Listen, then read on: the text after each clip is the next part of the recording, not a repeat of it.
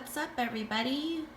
It's Chandra Faith here with Reading Rainbow's Divination with another pick a card for you guys today.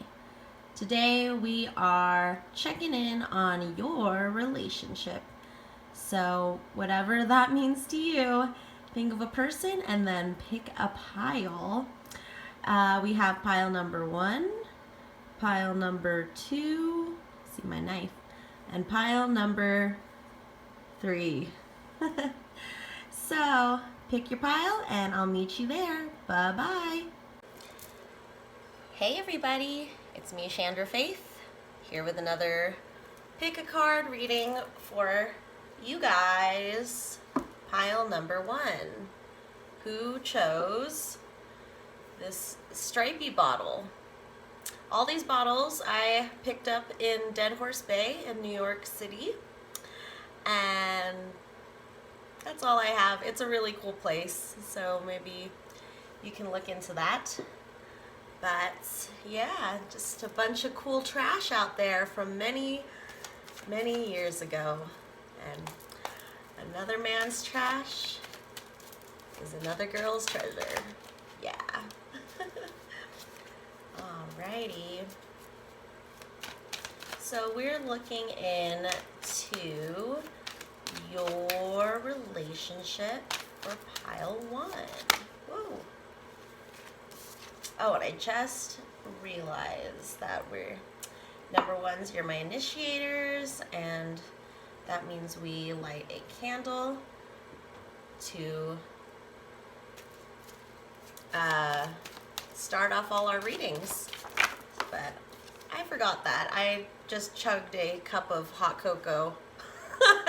So it wasn't that hot anymore that I could chug it, but so I feel a little excited. All right, let's get your cards out first.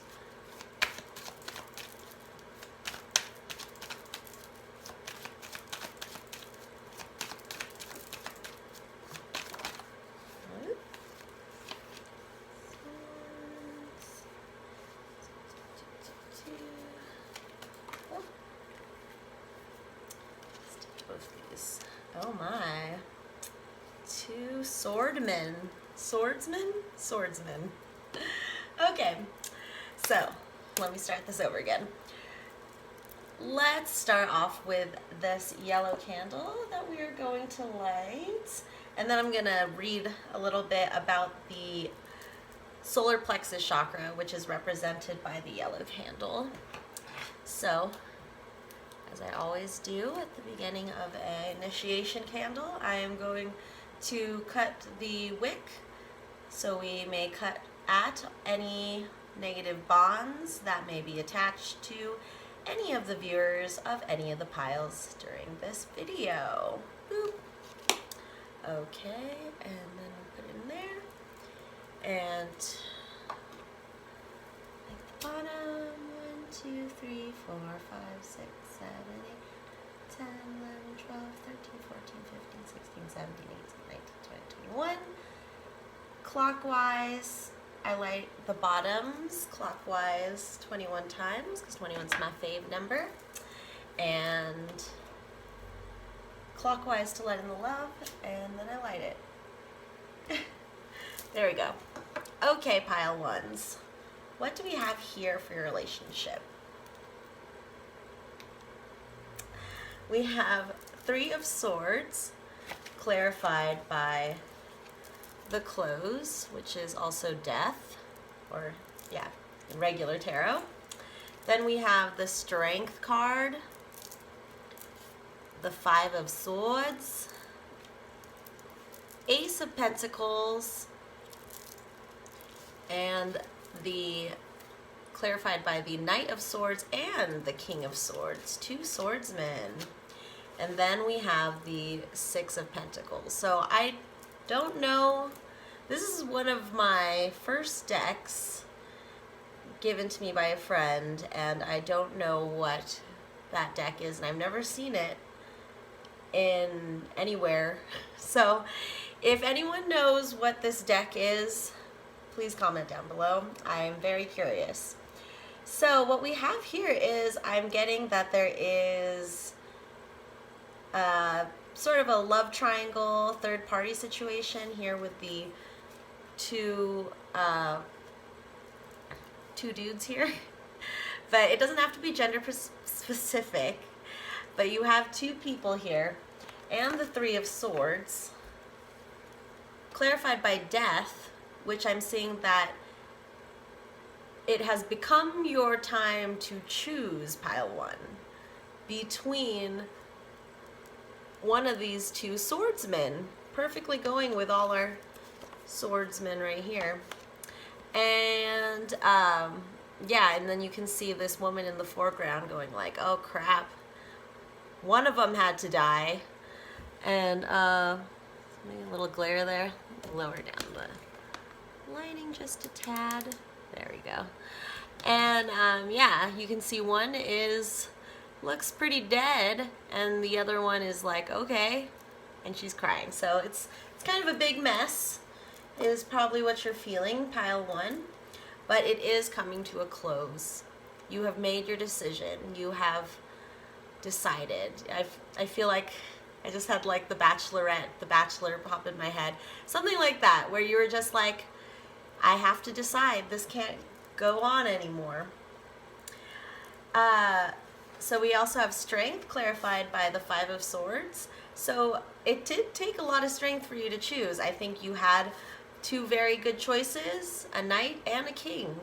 Both could be very, I want to say opportunistic. A good opportunity, both sides, I'm feeling. But you just had to charge ahead and decide. And what I'm getting here from this guy in the background, this is kind of like your intuition and your kind of Jiminy Cricket guidance. And I feel like he's blowing this horn telling you, hey, it's time to figure this out. There's a point where having two people balancing a more than one person relationship, more than one person than yourself, I mean, was getting a little difficult for you. So it was time for you to go in there and just get what you could, because that's what I get from the Five of Swords, is that this person was able to get away with just two, not all five, but he's fine with that. And that's kind of with you. You kind of cut down the people in this relationship. I mean, I could even see that for some of you could even be more than two people that you're dealing with. So there's a lot of, or maybe there's also a lot of people who are involved in the relationship, and there's just needing that cutting of ties, cutting of what they call karmic cords, for people who are there in your life to help you learn important lessons.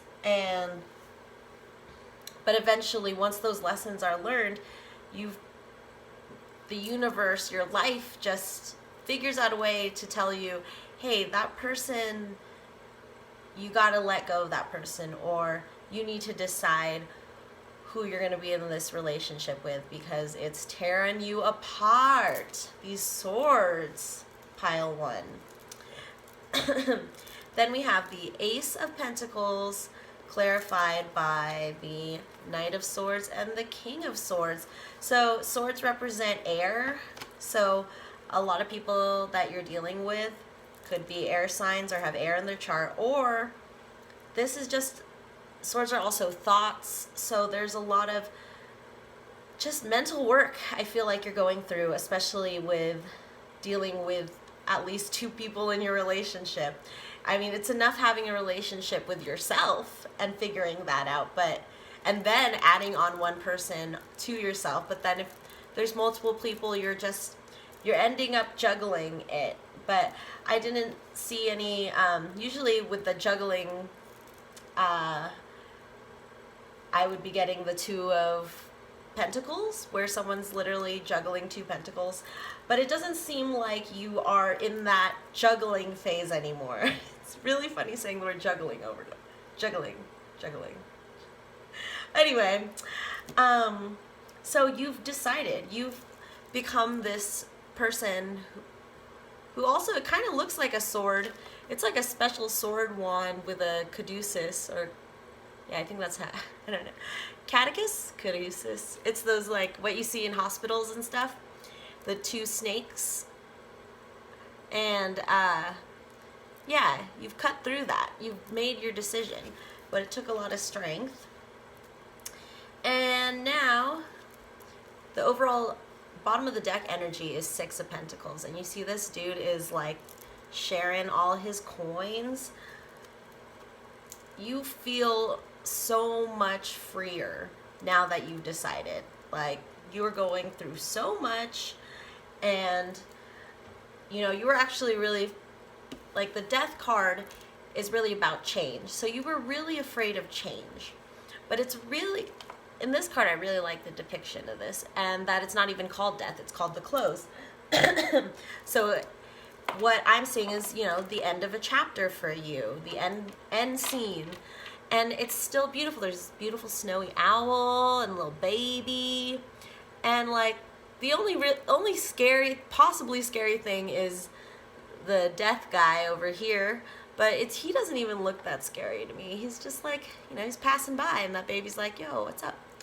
So yeah, you're dealing with this closing it out, closing up shop here, pile one.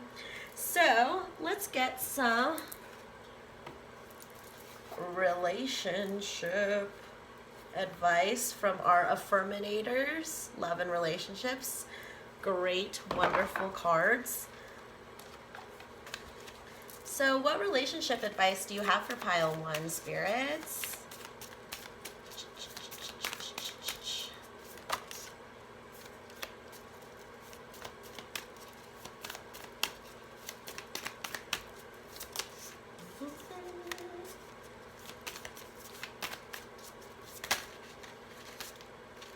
Okay.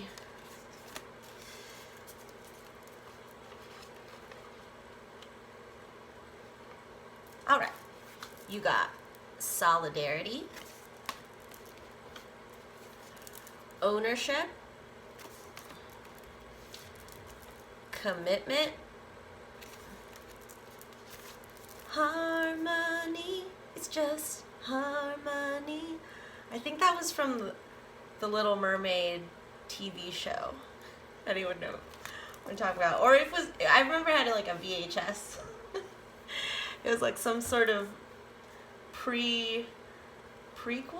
to the Little Mermaid. Like, she would have adventures with, like, her friends, her fish friends, before she met the prince and became a human. And I'm kind of feeling that for you guys, that you guys are going back to focusing more on yourself because you're not trying to figure out who to deal with. Or maybe for some of you, you could have dropped both of these people or all the people in your relationship, and you were just like, I'm done with this relationship and I'm just going to start from scratch and start over.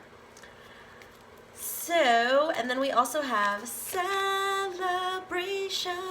Yeah, wow, I'm getting like party, like you feel, I just feel a lightness, like that you had been keeping so much in and just having to work so much at this really complex relationship that had many people involved. And it could also just mean that, yeah, many people were having eyes on this relationship or had a lot of opinions, or a lot of people just knew that this relationship was just, there's a lot going on there.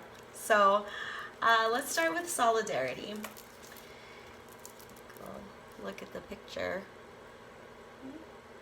Okay. I respect the power of solidarity and look for opportunities to unleash it. When a loved one has to do something tough, I'll heed their often silent but sometimes loud and whiny call and participate in the toughness with them. Everything is easier when a partner, cohort, sidekick joins you. The only thing that's not easier is feeling resentment, which I suppose is the overall point. Solidarity. So if you are one of the viewers who picked one person, I can see now that you can focus, just like these two people are working on each other, that since you've narrowed down your relationship options and are trying to go for more of a solid relationship, that's where the solidarity comes in. The solidarity where you're going to have to learn to now really focus on one person plus yourself. And I think for a lot of you, you were caught up in the drama and the questions and indecisiveness that was going on, and just thinking maybe I could just make this last a little longer. Or you were hoping, someone else in the relationship would decide for you. But at some point, pile one, you just had to be that person, and that's where ownership comes in. You owned the power of your decisions, and you owned up to understanding that it was so much easier to just cut ties instead of going through a relationship that you didn't feel was super great or really hard to work at, and without any or much benefit to you.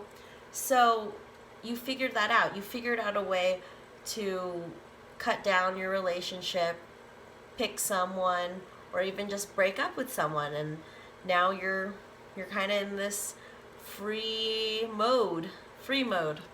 play. Ownership. I take ownership for how I make others feel, and I do my part to repair any bridges I might have burned, or perhaps even lightly singed. If bridge mending feels impossible, then I can start small. Instead of becoming a bridge architect, maybe I'll just skip the bridge and walk the long way around. Taking ownership is great for burning calories. So yeah, you might have also felt like you had to burn some bridges to really balance your life out, is what I'm getting. And then we have commitment with this person. And this hand lifting this, I don't know if they're putting the house on the person or lifting the house out of the person. Okay, I'm just going to read the card. I willingly accept that it's safe to topple my walls and commit completely to a relationship. It might be one that's already here or one that's on the way. Either way, those walls have got to go without them.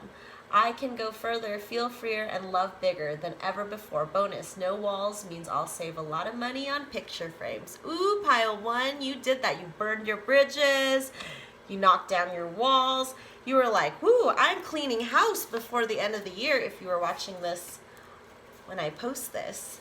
And I'm feeling that like you're getting your New Year's resolutions done before the new year starts. And I'm really happy for you. It's like, I feel like this energy of like, wow, I'm really happy for that breakup. That was like the best thing that ever happened to you. And now you can accept these two cards, Harmony and Celebration. I know in my heart that when something is right, it feels easy and breezy, even though that sounds cheesy. With this in mind, I banish all stress, insecurity, and tedious work from my relationships. Then I invite harmonious relationships into my life and let them show up on their own. Easy breezy things are rarely punctual. Yes, so yeah, the tedious work really stood out for me. You wanted to get out of that. You didn't want to feel like a relationship was all this work, and especially if you were dealing with more than one person, it was like, wow, I feel like I'm running a factory instead of a relationship, or being in a relationship. So yeah, now you're inviting, now that you've cut these ties, chosen your person, you're now able to open your life up to other harmonious relationships that can come into your life now. That you didn't that I'm just like, I want to say I'm really proud of you. I feel like a mom that's just like, wow, good job, pile one. I'm so proud of you for really owning up to coming to a decision and realizing how great it feels because I can feel that you, before making this decision or before this breakup, It was a lot of, again, tedious work and fear of what would happen. You know, for some of you, you're probably very afraid of hurting people, especially emotionally, because you've been hurt emotionally before and you know how it feels. So you would never want to do that, especially to someone you were in a relationship with where you did have feelings for them and the feelings were very strong at some point. And pile one, I feel like you guys are very compassionate and loving people and wouldn't want her to fly anyway. So dealing with cutting ties was difficult for you, but you did it. You did it, pile one. So let's celebrate. Celebration. When I come across people in happy, healthy relationships, I give jealousy the finger and celebrate their joy. When I do so, I'm rooting for the good guys, which means that I'm the good guy, and that means all of us win. Who wants to celebrate? So yes, I think before this breakup, you were so jealous of relationships that ran smoothly, for sure, and that you just couldn't understand, or you just felt like you could make it work for the longest time until it just all came tumbling, crashing out. I just see like this champagne, like someone celebrating, and then the champagne bottle, they break it before you can even drink the champagne. So that's kind of how I felt your relationship was. And so now this new situation, or your single life now, is just, it's great. You're having a good time, and especially having the strength and the Ace of Pentacles here. You're really owning up. I hate that the word for you, pile one, is owning up, or is that a phrase, or ownership. And because you did that, there's going to be so much more opportunity for you. Like, you've made this Ace of Pentacles into 6, and you're already giving it away, and you're just so happy, harmonious, celebrating that you finally made these decisions and were able to create the relationship you really want. So good for you. So then let's do the Halloween Oracle. Halloween. I love Halloween. If you're watching it at the time I post this, it is now December, but I'm still in the Halloween vibe. And I got a Jack and Sally Halloween decorations, so I just put Christmas hats on them, and they're now my Christmas decorations. So it's great. I love how life works out like that. So anyway, let's see if we have any other messages for pile one's relationship.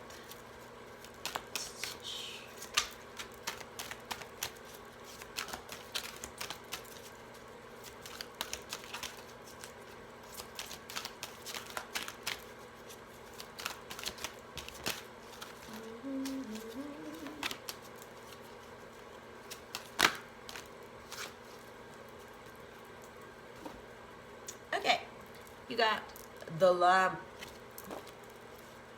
ancestors, ghost, and Zavel. So I'm feeling that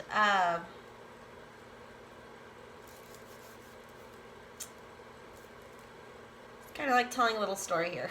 So we start out with the lamp, remembrance. And then we go into ancestors, the love and legacy of our DNA. So for some of you, the ties that you cut were very close. That your families, if you broke ties, or if you're in this multi-person relationship, the person that you cut ties with was someone who was close to you, close to your family, and it was not just hard for you, it was hard for your family to to be like, oh, whoa, you're not with this person anymore, or you guys still have the same friend group. So there's a lot of memories there, and maybe this person isn't completely out of your life. And that's kind of what's haunting you. And the ghost card is also about regret. So the reason why it took you so long to make a decision to cut this tie is that there was a lot of happy times and good memories and real true love in there. So you were afraid that you would regret your decision. You were afraid that making a decision, for the longest time, you thought making a decision was way worse than just stewing in this situationship that was going on.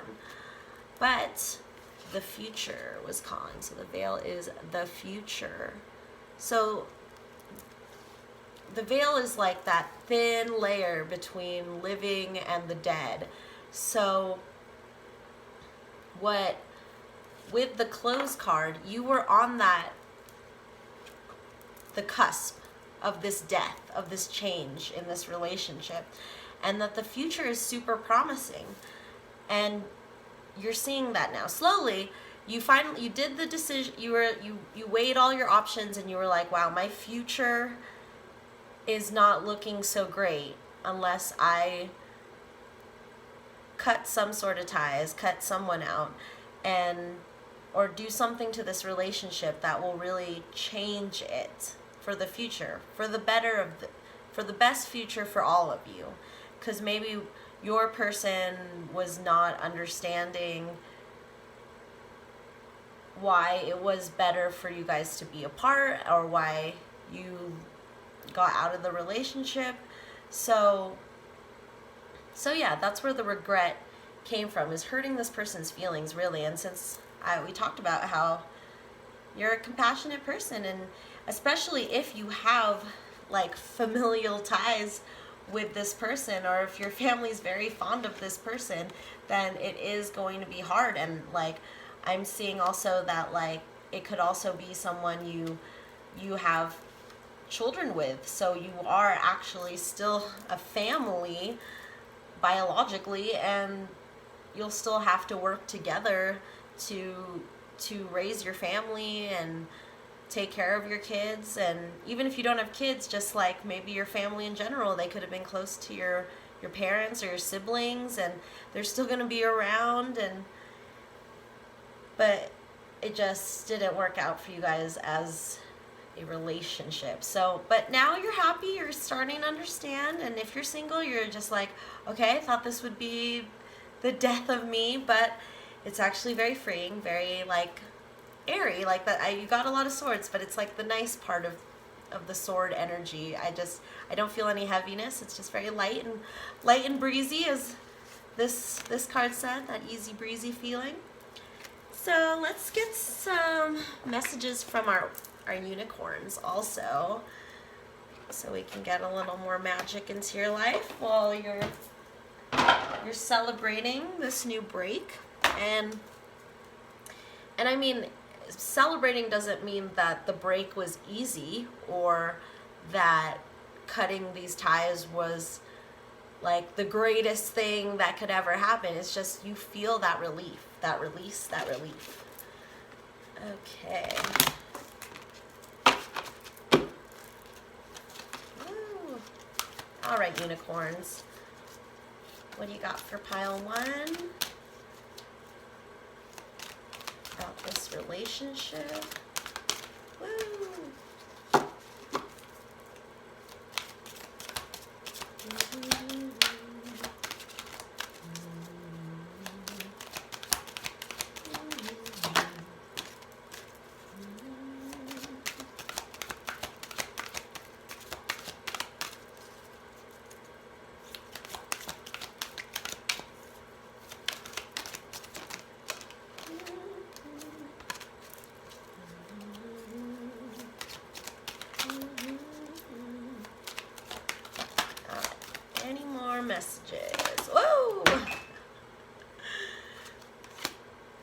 trying to figure out what that means when things just like fly. I think there's just a lot of energy, and I think you with this break, you kicked up the dust energetically, and I feel like it's not a bad thing. It's just kind of airing it out, and I see this image of the dust being like glitter dust.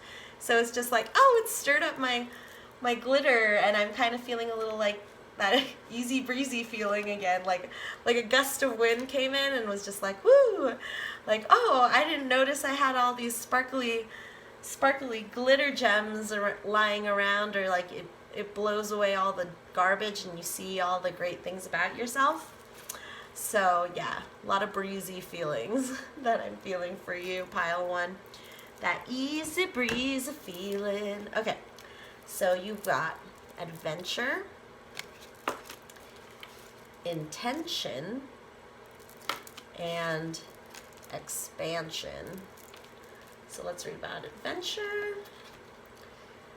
Dare to do things differently, manifest your travel dreams, move to a new location. So you could literally be moving as well. Maybe your whole life just got shaken up. You're moving, you're breaking up, you're moving on, maybe going into a new relationship. The possibilities are endless. It's an adventure. You're ready. It's adventure time. Come on, grab your friends.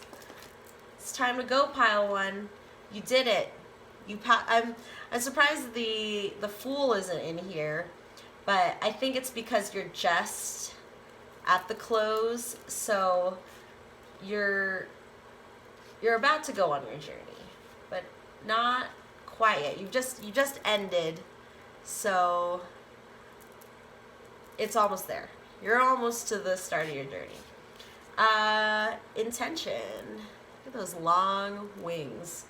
Be clear and decisive. Focus on what you really want. Be bold with your request to the universe. Yeah, now that you're in this clearing out time, that is a great way to set intentions. And also, if you work with moon magic, set your intentions on the new moon, because that's when the moon is going to start growing like a big mama belly.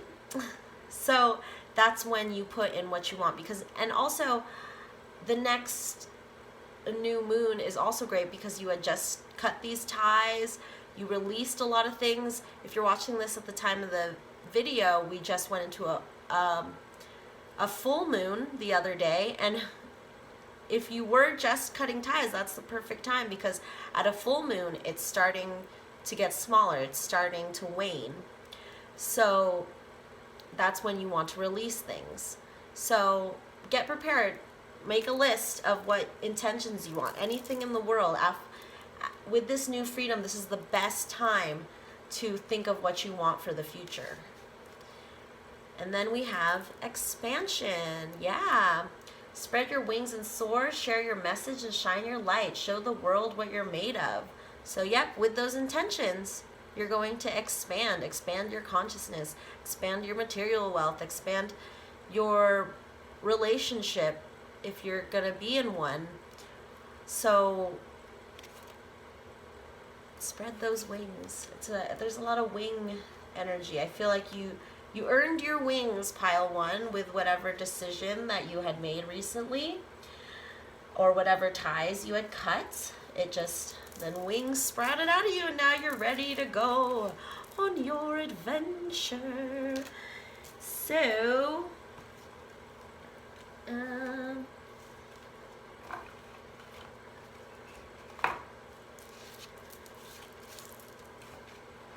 So I wanted to use the Hermit Tarot from Hermit Tarot.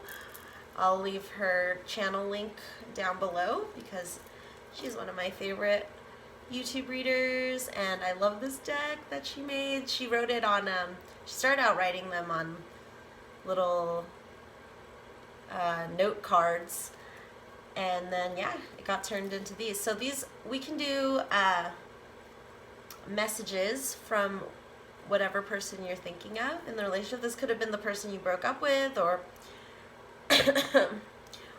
or the person whoever was in the relationship with you that you're thinking about, we'll get some messages from that person.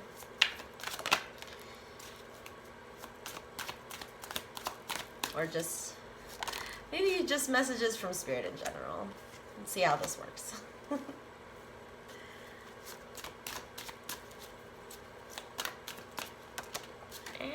Okay. So we have, I hope you'll wait for me, number 3. So what I'm seeing with this card is, if you are in a if you are in a relationship with one of the people that you chose, there is this kind of patient time. That's why I'm not seeing the Fool, that you're like still preparing. You're still preparing, starting off into your adventure with this new person, if that applies to you. I want a fresh start with you. So it's, yeah, if you are in this, we're in a third party situation, or we're balancing 2 people in the relationship, and you've picked someone, you're starting fresh. Or even if you're single, it's like you're starting fresh with yourself. It's a new cycle for you. Definitely. So what I'm getting from this is like, yes ma'am, yes man, is that the movie?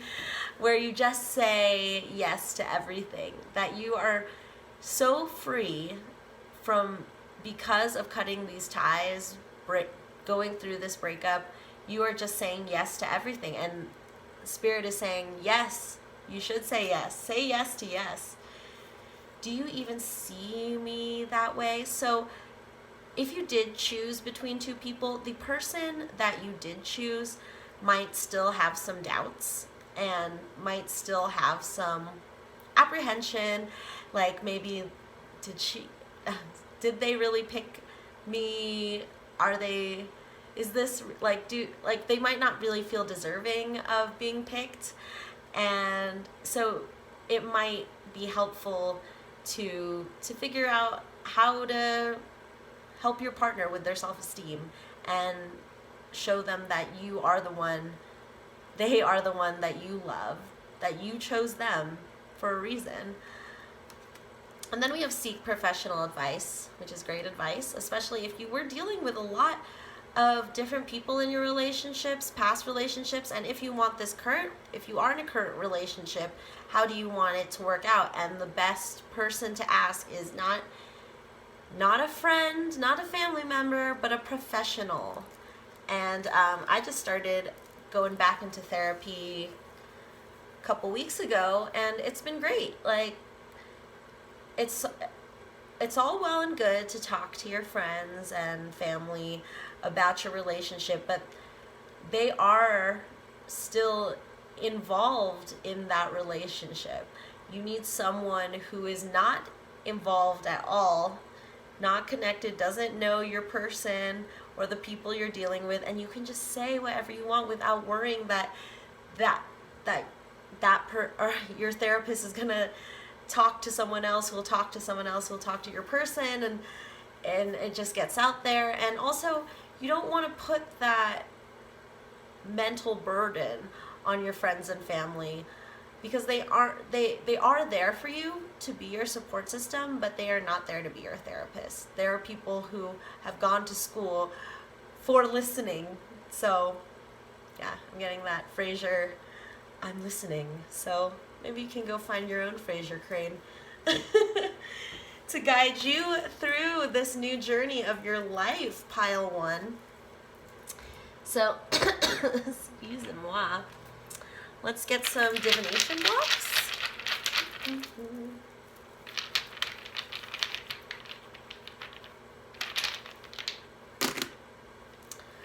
We have 2 W's. www. I'm free. We got a dog. Loyalty. Companionship. I'm seeing this for those of you who chose a partner and staying with them, is like, you have to show them that you understand their loyalty, that you understand that they're there for you, and that, again, show them why you picked them over this other person. Show them why you're in this relationship with them so that they don't doubt that. Then we have a number 9 or a number 6. We have a D and an O. Do. www.do. Do it. Do it, pile 1. You got this. Okay. Finally, we'll get some charms. Okay. We got this little crystal teddy bear. So what I'm getting for this is, oh my gosh, he got his foot melted off. I don't even know when that happened. Oh, well, from this, I'm getting that, yeah, for some of you, you do have some children that you're also trying to balance. This might be like you had a divorce, and you know, you still have to be in a relationship with this person forever, but you don't have to be in a romantic relationship with this person, but you're still going to have to deal with that. And also what I'm getting is for also those memories that you had with this person that are creating that regret in you, and or that was creating that fear of actually talking to them about it, or actually doing the breakup. So heal that. I feel like with his foot like that, it kind of reminds you of just like healing your childhood wounds as well. So again, if you are going to go seek professional help, look into that. Look into inner child healing work as well, because a lot of what we deal with in relationships all come from our primary relationship at the beginning of our life, and how our child self was treated still lives inside of us till we heal that. So then we have the lizard, which from the lizard I get adaptability, that you adapted to your environment, and that you were able to change it for the better. Even though it was painful, you were able to adapt and continue on and just create a great harmonious life that you have now, pile 1. Then we have this, what I'd like to call a wreath. I would just, yeah, like a wreath of white flowers. So I think for you guys, this represents a new beginning, this clean slate, this blank space that you have now to start your life anew. If it's by yourself or with the person you chose, you are ready to go the distance. So yeah, do that. You have the purity and strength and protection, and since you got that ancestors cards, I think your ancestors also are just looking out for you and hoping for the best for you. And that can also just mean living ancestors who are family members or friends who are just really supportive of this new life you have now.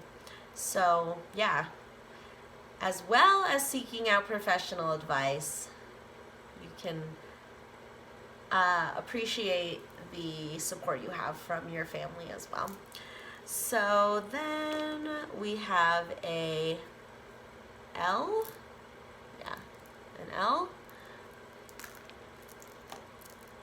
an A, and a U or an N. I'm not sure. R, and another W. There's my W. Oh, wait, I did not put the. Here we go. www. www dot something. Okay, pile 1. That's all I have for you. I'll see you next time. Bye-bye. Hey everybody, it's me, Chandra Faith, with reading Rainbow's Divination, and you chose pile 2 with this bottle. just a regular old bottle from Dead Horse Bay, New York City, where I found that, and where if you're ever around there, go over there and get some nice old-timey garbage. Back then, the garbage could last a long time. So, got a bunch of these, and yeah, it's a very interesting place if you like combing garbage dump like places. So usually it's pile number 1 that we do our candle initiation. But I forgot to read about what chakra this was representing, which is the solar plexus chakra. And I'm using this Chakra Wisdom Oracle guidebook to, I'm just going to read it to you. Just get it out there so we can do a little learning. So, yellow. Overall impression, intellectual, creative, intellect, precise, cooperative, reasonable, innovation, originality, wisdom, instinct. Manifesting intention. The yellow of the 3rd chakra, the solar plexus chakra, reveal our planning processes. Do we have a logical or a scattered approach? Because they represent thinking and problem solving. Yellow cards reveal our ability to resolve issues. In essence, they show what's on our mind. In yellow, we turn on the lights and let the spirits know we are home.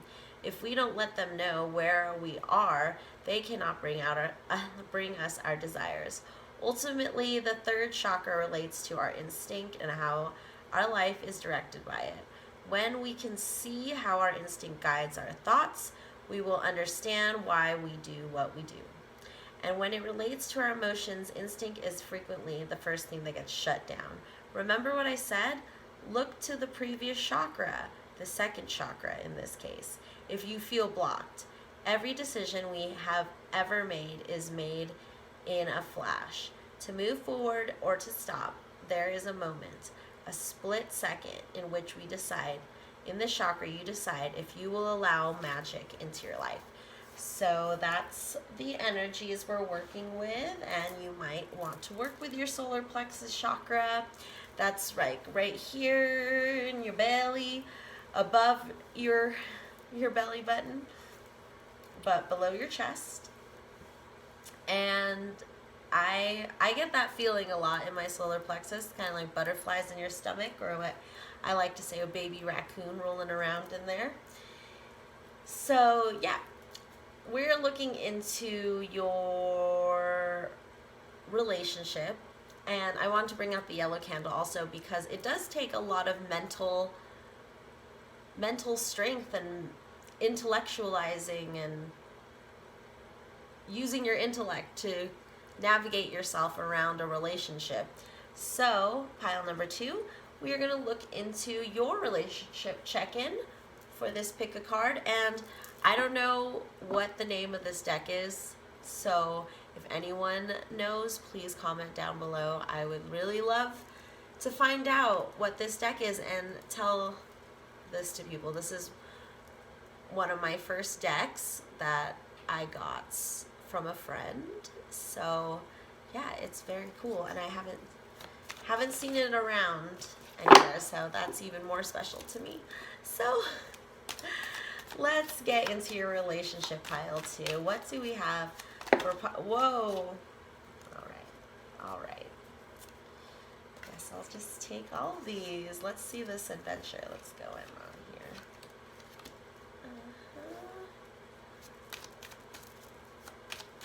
You got a King of Pentacles in your life. That could mean a earth sign, Taurus, Capricorn, Virgo. And if not, then just someone who's really good at their finances, working with the material world, material wealth, material game, physical reality things. Wow, how magical, you guys. You are. So what I'm seeing is, let me go over what cards you got. So you got the King of Pentacles, clarified by the Nine of Swords. 8 of Swords clarified by the 8 of Cauldrons, double eights, 88s. The 7 of Cauldrons clarified by the High Priestess, which I love this card. I love all these animals in there and how they're drawn. It's very beautiful. And your overall bottom of the deck energy is the Star, which I believe is you. Pile 2 is just this total star in this relationship. This relationship is about you being that divine feminine, that high priestess, that mystical. You're like Dharma in Dharma and Greg, and this is Greg. And he's all about the physical reality. He's all about what's happening here in the 3D. He's not into that woo-woo shit that you're into, but you're making it work out. This isn't gender specific, but your person is dealing with a lot of stuff, especially either in the spiritual realm or in dreams. They might be having nightmares or having trouble sleeping, and it's just not making them a very happy person. Very grumpy cat energy from this King of Pentacles. And then we have the 8 of Swords clarified by the 8 of Cauldrons. So we got that 2-8, which is the infinity sign. So I feel like you guys are both working through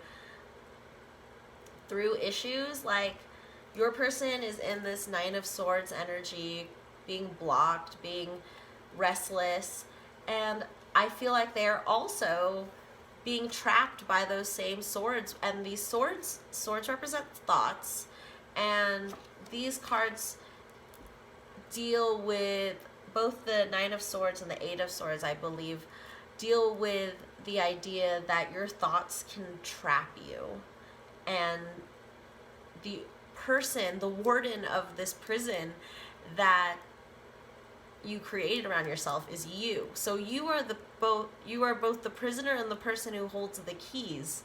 But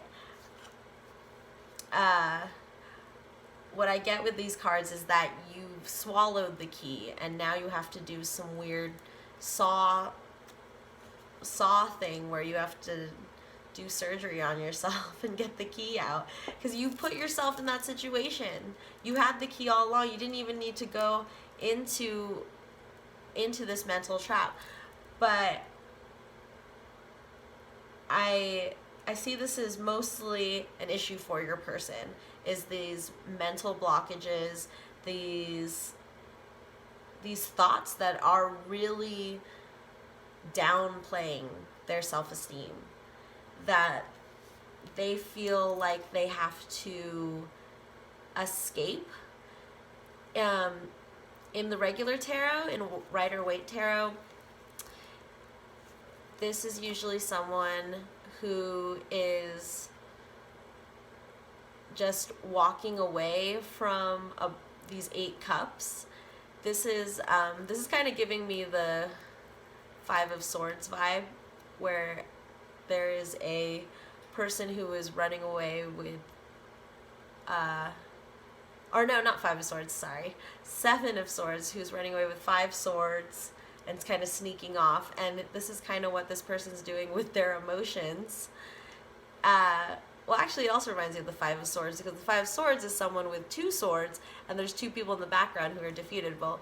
But these look like 2 people who are, like, talking about this person right here, and they're just getting away with what they can emotionally, because cups represent emotions.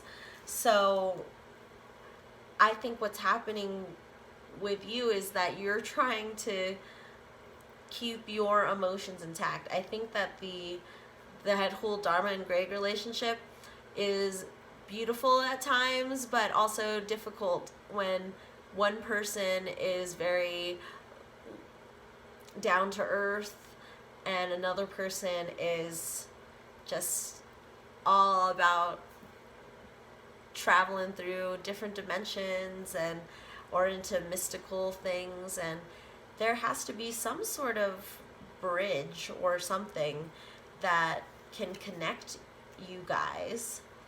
And what I'm seeing, and with getting the star as your overall bottom of the deck energy, is to bridge that gap, is to go into yourself and really find ways to understand yourself more than trying to impose your beliefs onto your partner, or trying to just super expose them to what you're doing. It's like you're in the relationship with this person for a reason, despite your differences. There's something that is working out that is keeping you in this relationship, and which is making you happy about this person. I think you like that about this person, that they can ground you and help you figure out the 3D world. And they really like that you are able to express yourself and be a free spirit. And so you both have these sort of similar yet different issues that you both can help each other work out. But first, you both have to be really secure with yourself about who you are before you meld with this person, and figure your own self out. Why are you the star? Or if you don't feel like you're the star in your life, then figure out why. Why is your star not shining?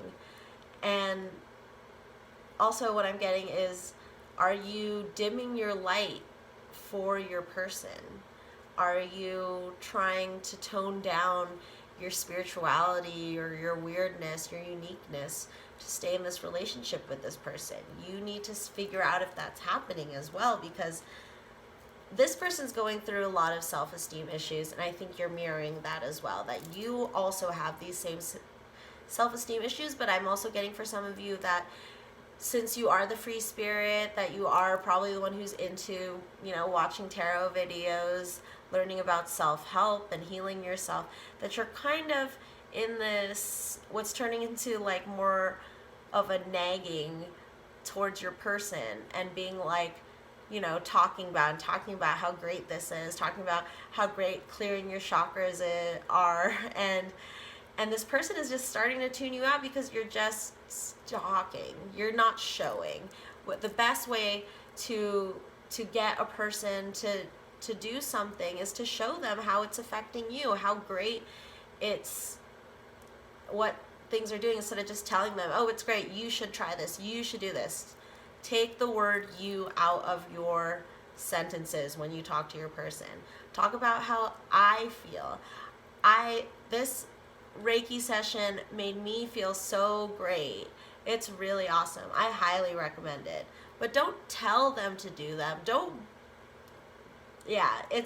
I have this, so I just started therapy in the last couple weeks, if you're watching when I post this, and before that, I hadn't been in therapy for 2 years, and my husband had started, and I was all about getting him into therapy and having him figure it out, because he was like this Nine of Swords energy. He still is getting nightmares and working with his issues, and hasn't had a therapist since childhood. So just working through his issues, and I was just telling him and doing all this stuff to like help his mental health, until one day he told me, like, you need some of this therapy. You need to go into this and figure yourself out. You can't just keep telling me to work on myself when you're not working on yourself. So that's what the same vibe I'm getting for your relationship, pile 2, is that you both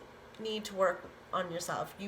Neither of you are the crazy one. Neither of you are, one of you is more needing therapy than the other. It's both. And maybe for some of you, this could also mean couples therapy. Could also be helpful for you guys. But just equally working on yourself first before you try to change or improve your or actually don't even try to change or improve your partner, because you ultimately can't. You don't have power over their choice of changing. You can't will them to say, like, if they need to take certain medications and they're not taking their medications, you can't just keep nagging at them and telling them. You've just got to go on with your life and showing them, like, things you're doing, and really just showing. Don't talk about it, just show them what you're doing in your life. Say, like, you're taking vitamins all the time and you want your partner to take vitamins. You just take the vitamins and then just show them how healthy you're being, and how, or maybe they're getting sick all the time and you're not, and they'll see that. But if you just keep telling them, like, go take your vitamins, that's what my mom did, and I didn't take vitamins because she kept telling me to take my vitamins. Vitamins. So just, yeah, no talk, just show, number 2s. That's what I'm getting. So then we have the 7 of Cauldrons, clarified by the High Priestess. So you've got a lot of great, powerful energies within you, pile 2s, and that your options are going to grow once your options emotionally, and you can sort through those feelings and those emotions if you work on yourself, and then you can feel more free in your relationship, and then feel that power you get from for clarifying your choices and understanding yourself so that you can help your partner. You need to understand. It's the idea of when you take an airplane and they talk about how you need to put, in case of emergency and the air masks come down, you need to put on your air mask, oxygen mask, on before you help the next person or a child that's next to you. So yes, help put your oxygen mask on first. Heal yourself first before you help others. Pile number 2s is what I'm getting.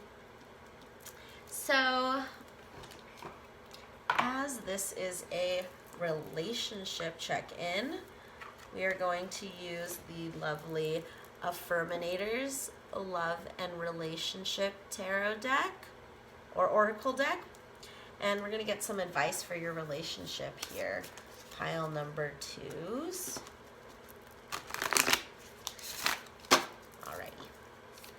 Alright, what relationship advice do we have for pile number 2? Bum, bum, bum.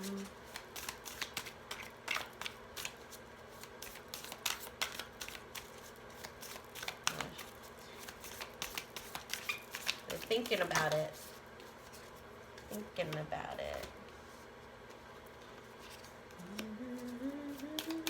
I love the color of it. Pink is my favorite color. I like these, like, deeper pinks. So, little color info for you.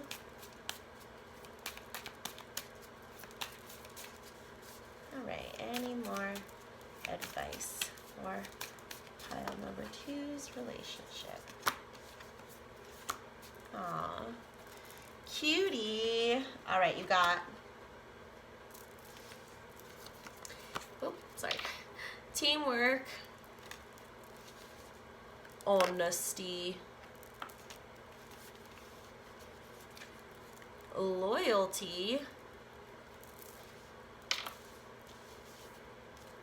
vulnerability,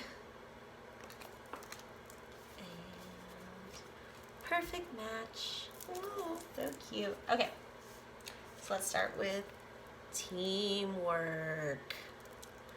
I'm determined to be a good teammate in all of my relationships. If we disagree, I'll resist the urge to place blame and look for a way to solve the problem together. When we're a team, everything's a game. And when we're on the same side, nobody can lose, not even the Cubs. Finally, yes, you guys are on the same team. That is an important message that I'm getting for you, Pile 2, that sometimes you know, opposites attract, and it attracted so much that, you know, you love this person. But sometimes those opposites get in the way of you guys remembering you're on the same team. You're like, whoa, we're playing this game, and we don't know, we're not wearing like different uniforms to tell who's on what team sometimes. and then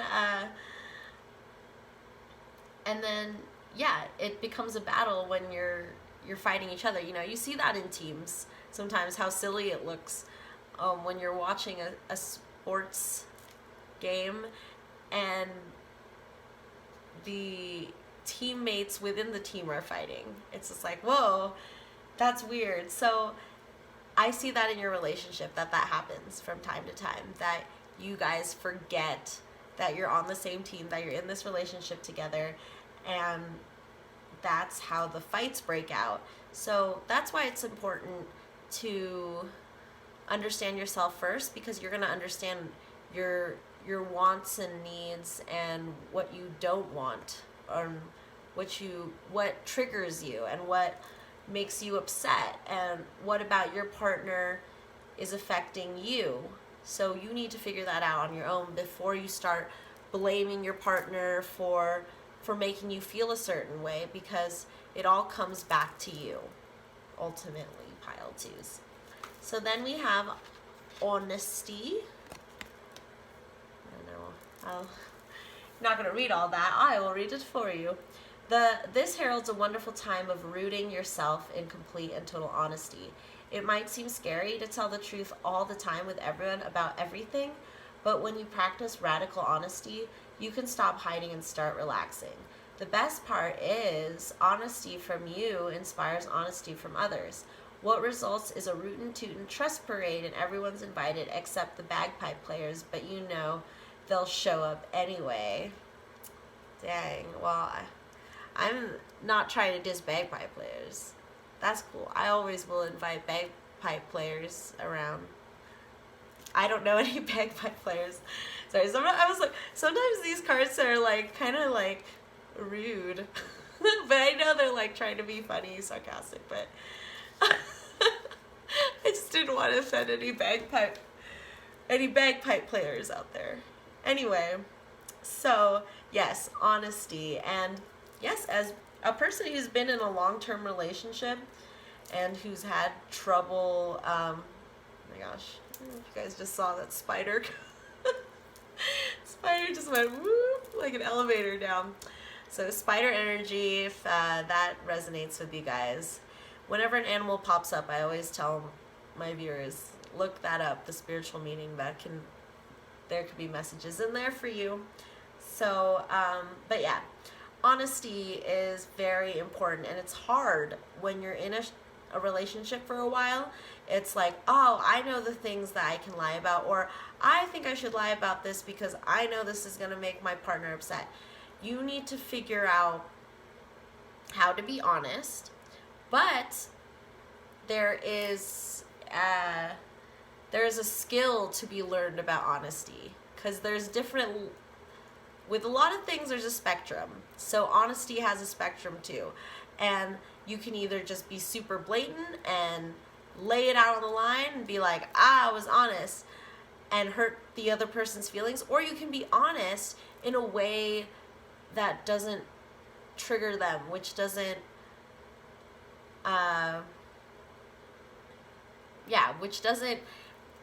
make them upset, but clearly defines what you're trying to talk about. Because again, it goes back into learning about yourself.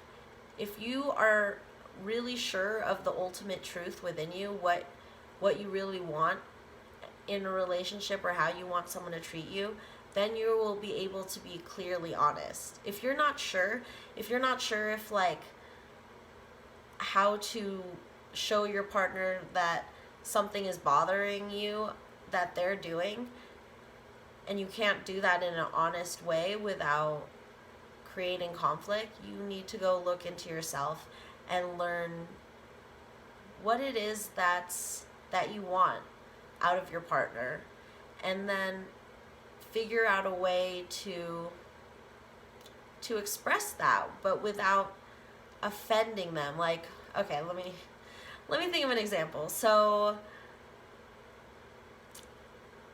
like, say you don't like your person gets really excited all the time and like basically yells when they're like super excited, and you don't really like yelling. You know, yelling triggers you, and you just immediately blow up at them, being like, "Can you stop yelling?" And like, just, you're always yelling, and that's honest. That's like, that's that's how you feel, but that's just gonna make the other person upset because they're really happy. They're being loud and rambunctious because they're feeling this joy, and you're just all of a sudden like, stop that.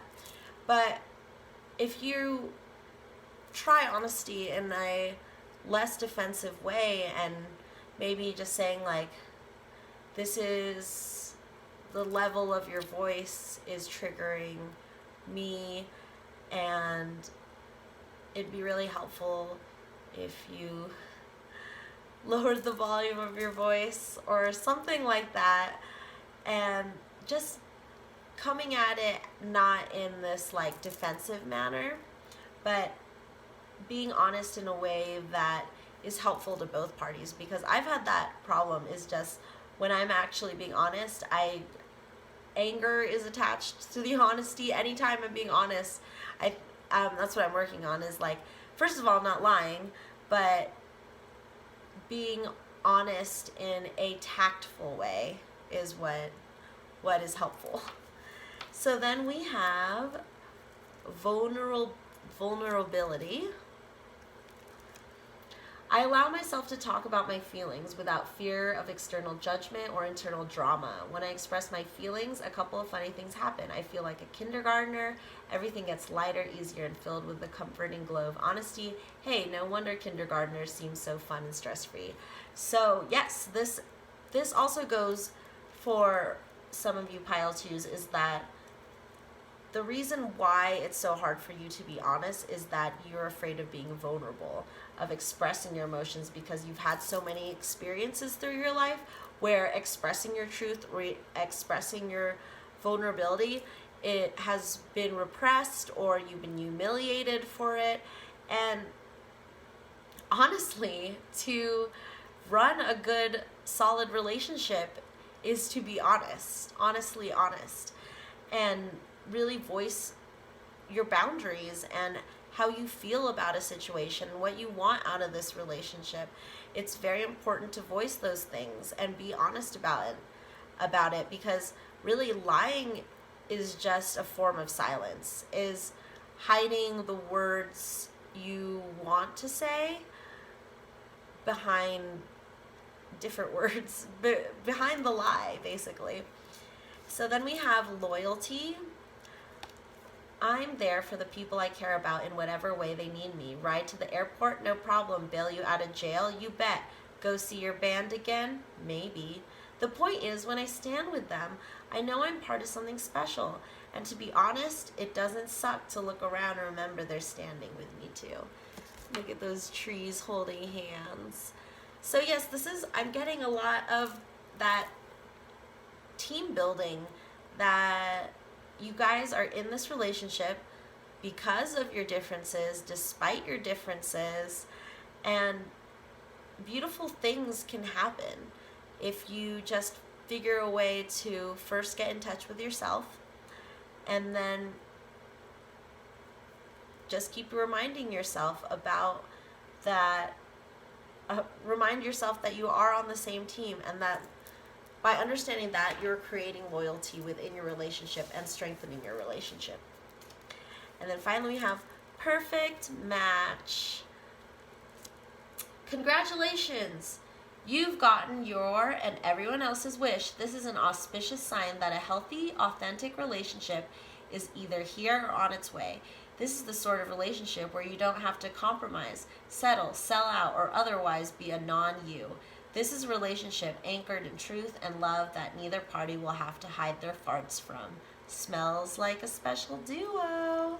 So yes, confirmation that, you know, though you are two opposites, you are a perfect match. Dharma and Greg. Dharma, get off the couch. Perfect match. So yes, I'm seeing that you can really strengthen this relationship, and this relationship will keep going strong as long as you're both working on yourselves, healing these any emotions and thoughts that are getting in your way of having a smooth relationship. So let's get some unicorn. Oh, here it is. Oracle of the Unicorns. Whoa, I just got like a real solar plexus energy coming in pile twos. So weird.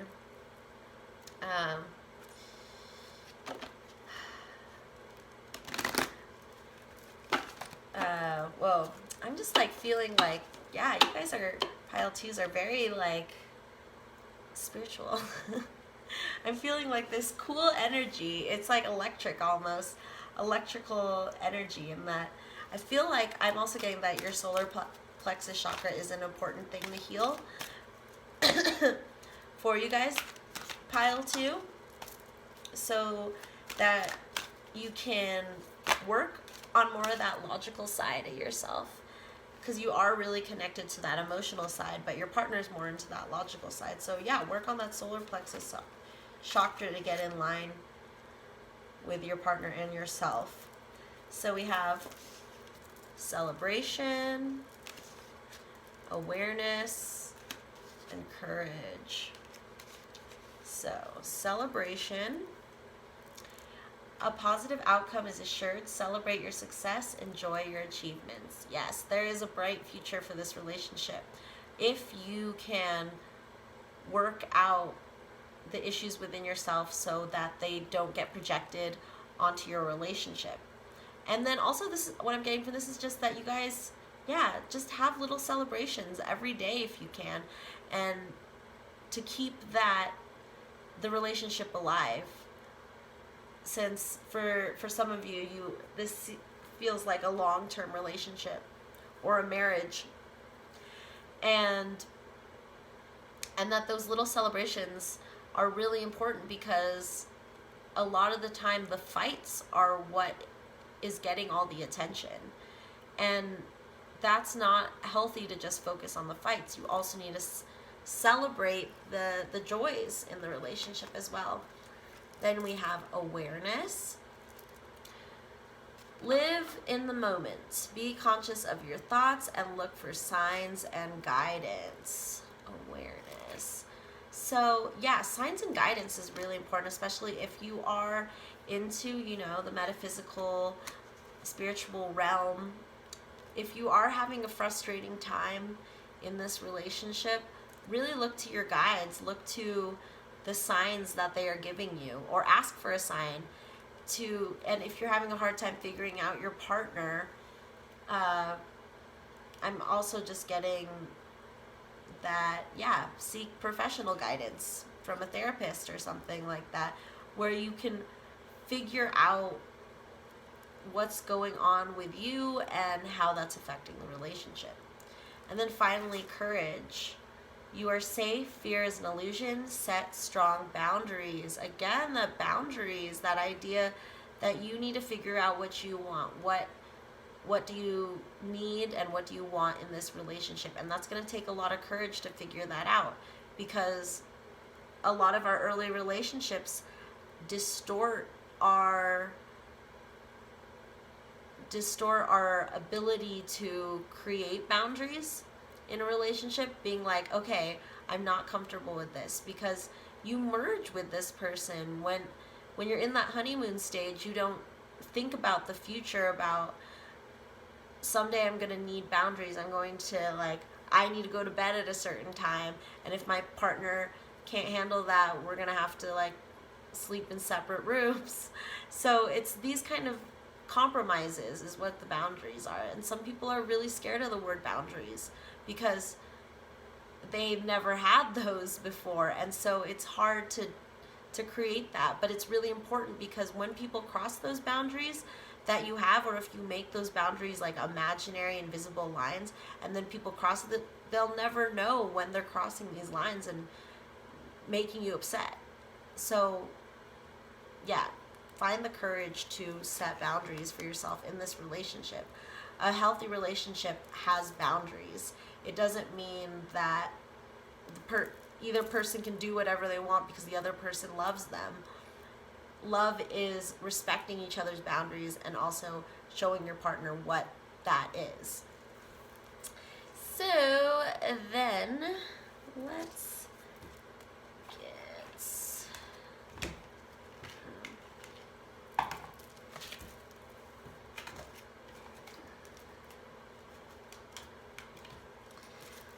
get some messages from the Hermit Tarot. I'll have her link to her channel down below. And yeah, she's one of my favorite readers, and this is my latest deck that I got, and I just love the messages, and I have been watching her videos with these messages in it, so it's cool to have my own deck with her stuff. So very, very happy about the Hermit Tarot deck.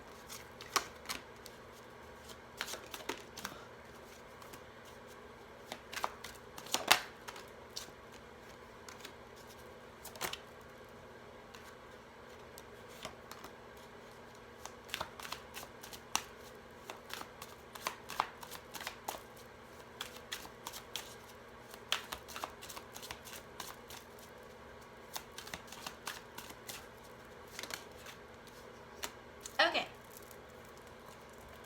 so these two cards came out 4 and 4, and it's you got the 8 and 8, 4 and 4, so 4s and 8s gonna be important to you. And I'm also just feeling like 4s make me think of the 4 of Wands in the tarot, and how that's like that card of union, of coming together, the 4 walls, bringing those 4 elements together. So I feel like you guys are really destined to be with each other and complete that cycle where you have those 2 8s as well, that infinity sign, completing the cycle with each other. But your person just, what I'm saying is that not only do they need more time, they need more space, and so do you. You both need time and space. Time and space part, that could mean that you guys are just spending a lot of time with each other and it's not helpful. You need specific times where you can both be alone, figure yourself out on your own. Again, put that oxygen mask on yourself first and find time. And maybe one of you has a hard time with giving the other partner their own space, and if you are that partner, start learning about how to let go and how to enjoy or be productive in your time alone. And if you're the partner who is the one who needs the time and space, then learn how to set those boundaries and talk about, hey, at this time I need to be alone. So I can't be interrupted. And you have to reach an agreement, because this is a part of being in a relationship, is setting those boundaries, setting those rules up. And rules don't sound fun, but they are really helpful in creating a smooth and loving relationship. Love is the answer. Love is discipline as well. Creating boundaries for your partner isn't like being a jailer and putting them in jail. It's about showing them what makes you happy and what's gonna make this relationship run the smoothest. Do you think about me too? So I feel like this is from both of you. You both are so beautifully different, and so sometimes it just seems like does this other person like me? Do they, like, we're so different. You guys are always second guessing yourself about how much the other person loves each other. And I think that stems from not loving yourself. If you love yourself and understand your worth, then it will be reflected in the eyes of your partner. That you'll be like, oh, I see why they like me, because I figured it out myself why I'm so great. I see now. It's hard. You're never gonna like read someone's mind and figure out why they love you. You just have to understand how to love yourself to understand why another person loves you. That Ariana Grande song, POV, I love to see you from your point of view. And the best way to do that is to just learn to love yourself and be that mirror for your person, and their love for you will reflect, and you will see that through understanding yourself. You are so beautiful. Why do you need me? Again, that like doubt, and that I feel for both of you. You just both think that you were so attracted to the other person. And because of your differences, you were just like, whoa, this person said yes to me? Like, what? That's like, and you both thought that. Like, I'm seeing this kind of like this jock and this goth, and they like totally different worlds, but they were like, whoa, we really like each other, and we have actually really deep similarities, but there's just the differences create the doubt. So again, work on yourself and your self-esteem, and you're going to delete this bottom part. Just remember, you are so beautiful. You don't need to think about why do you need me, because you know because you're beautiful. So yeah, self-esteem, people. And you already know, yes, you already know why your person chose you and why they love you, and it's the same reason you love them. And the fights get in the way, but deep down you know that this is your person. This is the person for you. And the best way to understand that love is to love yourself, because they love you. So you should love you if they love you. All right, so let's get some divination blocks. All right, it's got a few. We got a 6 or a 9. We've got a soccer ball. I didn't even know I had a soccer ball in my divination box, so that may be significant to you. Then we got an M, and we got an I. So, okay, see that. And then we're gonna get some charms.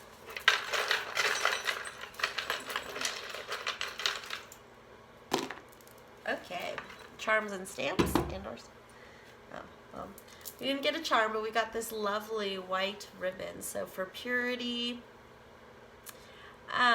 what I'm getting for this is innocence. I feel like for a lot of you pile 2s, you've been in this relationship for a long time, and for some of you, since you like were young. Like I met my husband, we were both 18, and now I'm 32, so it's I consider being 18 still like a childhood romance, a young romance. So this it seems like there is a long bond between you guys, and this could also go into past lives as well. You may have past lives together, and that there is like, I feel like this is this ribbon, this cord that's going between you guys and holding you guys together is this beautiful white ribbon that's both protecting you and rejuvenating you and just reminding you why you guys are together, and that you really belong together despite your differences. That's the main message. Making it work. So then we have an M or a W, I think. I don't know. I'll put it on the other M. Then we have an A. And this teacup. For this teacup, I always get like like a past life connection for some reason. So, or just teacups, teacups could be significant for you too, pile 2. And then we have an N, like an N. Why not? And then a 1. So if those were significant to you, great. But that's all I have for you, pile 2. So I'll see you next time at the next reading. Bye bye. Hey everybody, it's me, Chandra Faith, with Reading Rainbow's Divination, with another pick a card for you for your relationship check-in. And you chose pile number 3. Didn't have this earlier, but this is my scissors that I use to cut the wicks on our initiation candles that I light in pile 1. And that's where we cut our cords. And usually you'd like to cut down the wick to like 1/4 of an inch, I think that is, or just cut it down so it's closer to the candle, to the wax, so that it burns better and doesn't fizzle out before it hits the deck. And then I also use it as like when I cut the wicks, I use it as a negative attachment cutting. So cutting at. I don't think that you can fully just cut something off just by cutting off a wick, but it helps. That's what I think. But this is also my scissor storage. So yeah, and I got all these bottles from Dead Horse Bay in New York City, where there's just a bunch of old trash back. I would even God, I don't even know what time year, but I've seen things found from like the 20s, 30s. It's like when trash was like glass bottles. So there's a lot, and I don't know how much you like digging around garbage stuff, and I don't know how that's affected by the pandemic. But there's garbage to be had out there. That's really cool. But enough garbage talk, enough trash talk.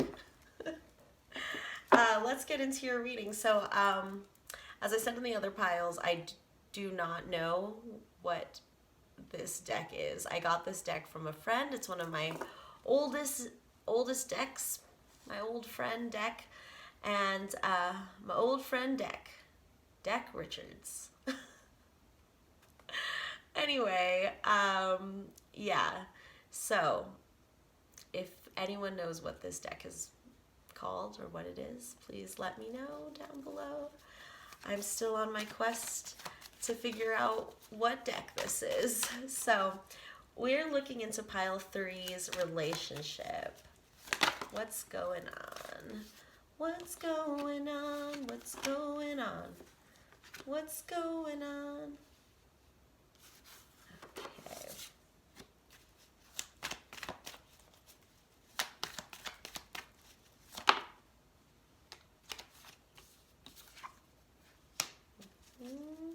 Clarify. Fool.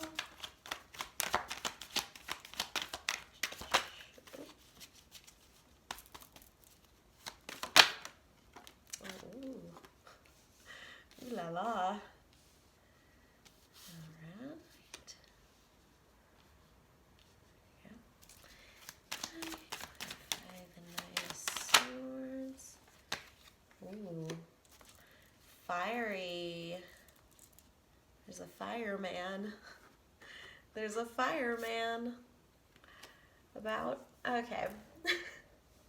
Or if anyone is dating a fireman, right? A fire person, Let me know. That'd be like, I'm just getting that, like, well, Knight of Rods, the sign of rods or wands is fire. So the your person could be, you or your person could be a fire sign, Leo, Sag, Aries. I'm a double fire sign. I have my moon in Leo, my sun in Sag.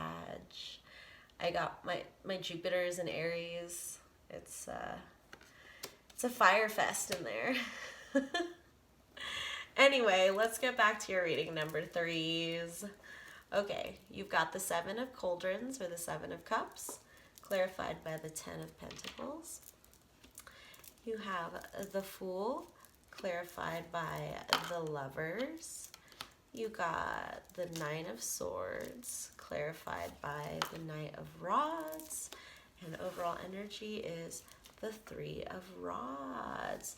So what I'm getting here from the Nine of Swords and the Three of Rods is the overall energy. There is a separation between you guys in this connection, that there's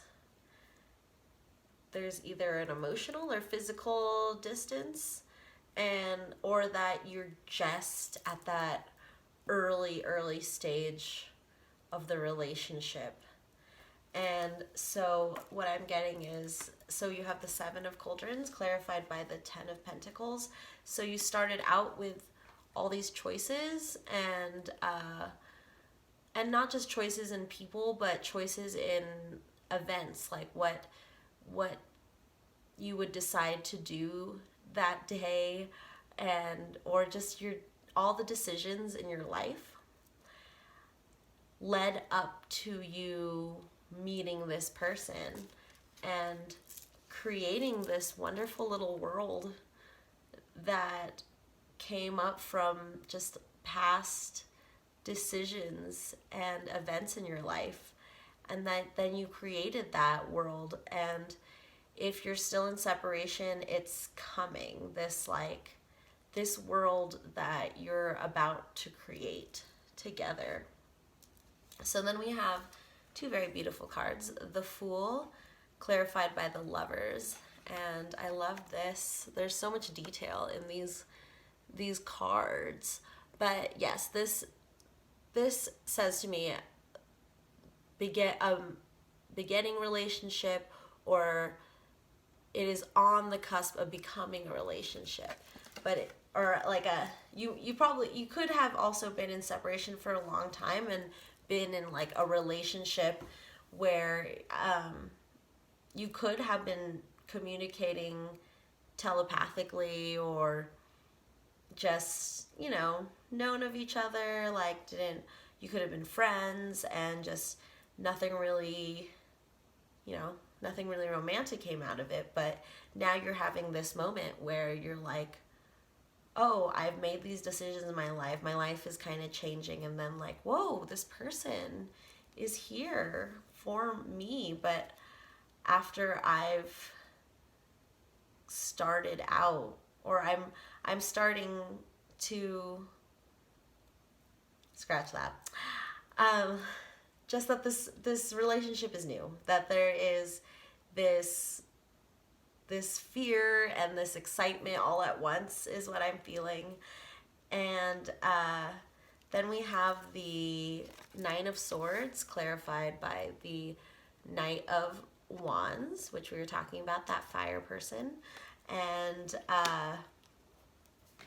the Nine of Swords is usually it's about restlessness and just indecision and just kind of being overwhelmed by everything.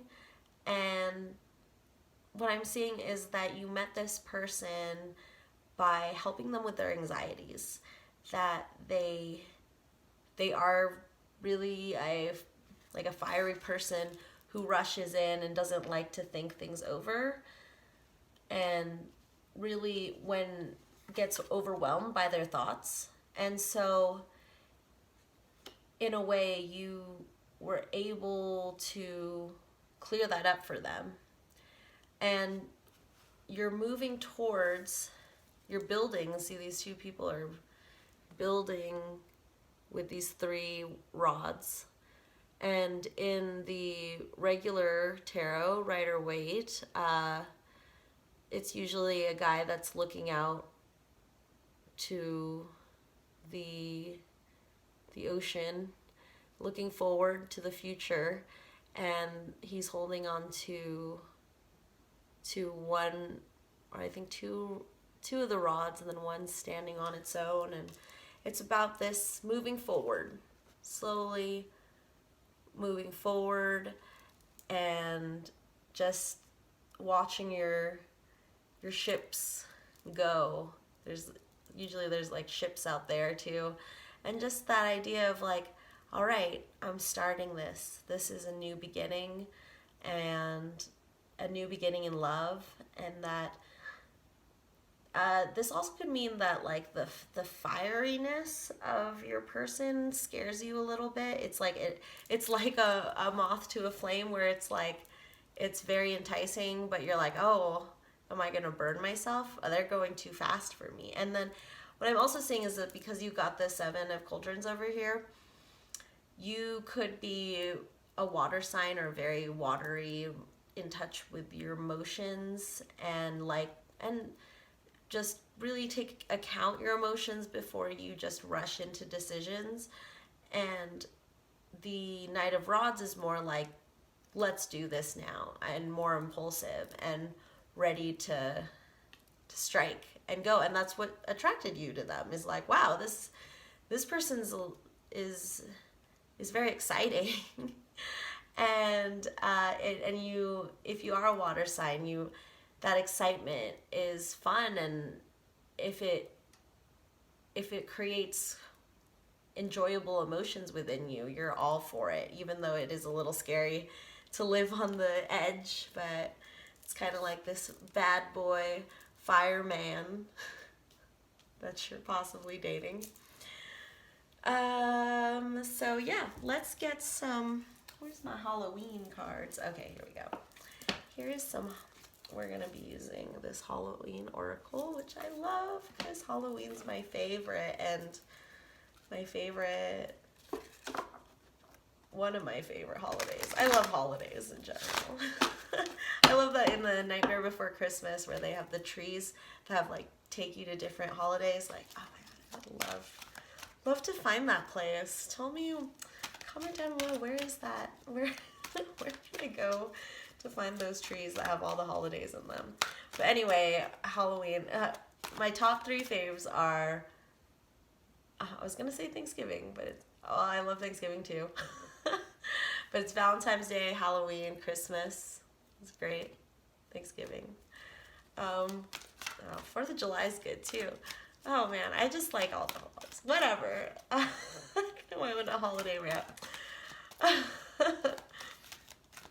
Okay, so what messages do we have for this relationship for pile 3 spirit?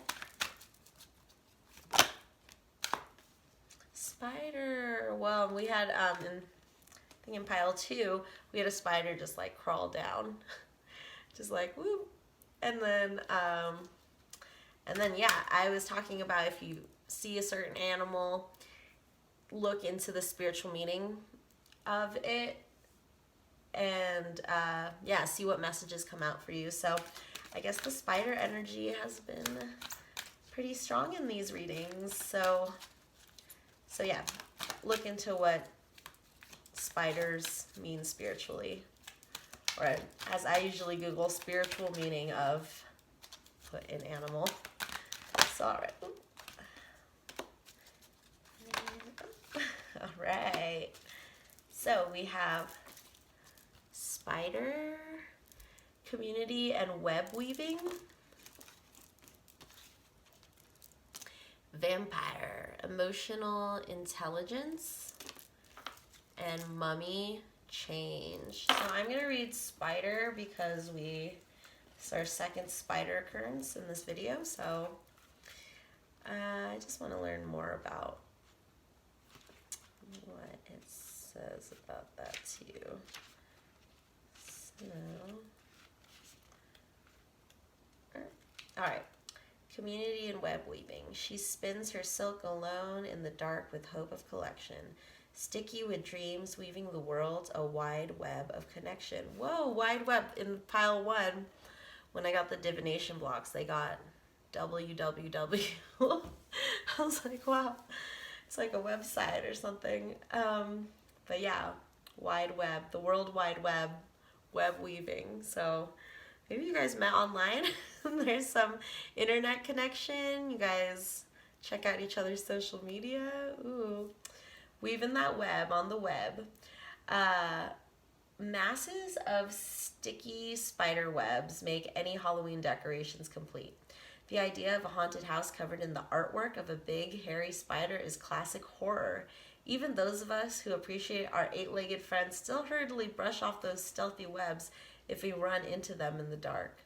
Although most spiders are not venomous, humans have an innate fear of them. Perhaps it's the fangs or the poison. Perhaps it's all those legs and the way they move. Perhaps it's where they live, often in the dark, hidden places, or the way our Western popular culture has demonized them by making them giant, fierce, and man-eating. Some cultures, though, revere the spider in very positive ways. In many Native American traditions, for example, the spider is the creature that gives birth to all other animals and sustains the web of life. The goddess spider grandmother, and there is also a spider woman, is a key deity that brings wisdom, safety, and communication to all the tribes. She created and wove all the stars in the sky and makes soft webs for those that are troubled to rest upon and be supported by. Spiders' webs can be seen as a symbol of connection, not necessarily entrapment. There is a fine line sometimes between a family or a community supporting us and controlling us. This card looks at this discernment. It also suggests you review the way you communicate with the wider community at work or generally with others and take steps to improve this or do it slightly differently. It also indicates that there needs to be a balance between what you do for yourself and what you do for others. If we give too much to the outside, our strength diminishes if we cannot weave the supporting web for ourselves. So what I'm getting is this idea that you guys were already a part of a community together, and that's what slowly got you guys together, is this common idea, this common community, the people around you, and that you will be able to create through that and create more through your community and being a unit, being in a relationship together. And if you're still in separation, there's still ways to just, if you guys are both into the same things, just keep working at it. And that web is going to be woven to bring you guys together slowly. So then we have a vampire, emotional intelligence. I'm going to read that too. And maybe vampires are significant to you. You'd be like, two vampires sucking each other's blood. Vampire emotional intelligence. The deepest, the coldest, the craving of the blood, the hole never filled, the longing like a flood. Whilst there are almost uncountable examples of vampires in literature, movies, and games, somehow the archetype of the blood-hunting, night-stalking, and somewhat elegant creature keeps being reinvented to seduce yet another generation.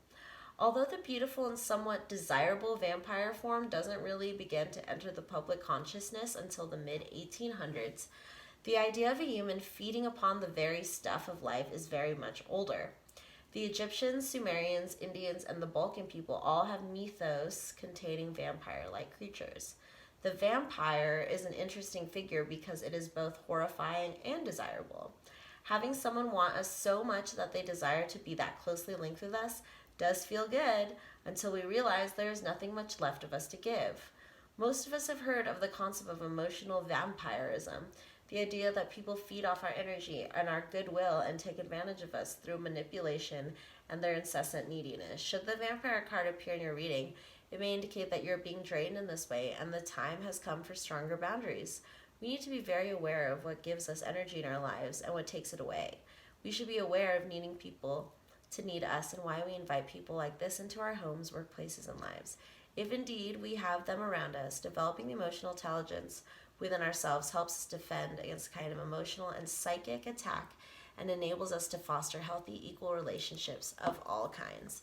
So what I'm getting from this is that since you guys are a part of the same community, there could be a lot of jealousies if this is just a starting relationship or a new relationship. I think people are getting used to you guys as a couple, and so in any light situation, I think there's like an opposite. There's a dark side that can affect the relationship, and that could be, exes who are still kind of bitter, and or just other people judging the relationship. It's especially if it's a new one, or if you are in separation, the people around you could just be giving you false information, or you could still be feeling that jealousy from other people as well, and that you just need to keep strong through this. So, I'm like, what are those sounds? Anywho, pile 3. So just, I think it's a message to protect yourself psychically and energetically, especially if this is a new relationship starting out, and that there can be people who are, because they are jealous, are wishing, or maybe if they are, you might even know some actual vampires or witches, or vampire witches, and that could be sending in, negative energies. Even just people thinking negatively about it and being like, oh my gosh, they like they shouldn't be together, or something like that. So it's that negative energy. So protect yourself, and just really stay in tune with the love that you guys have, because you guys have it here.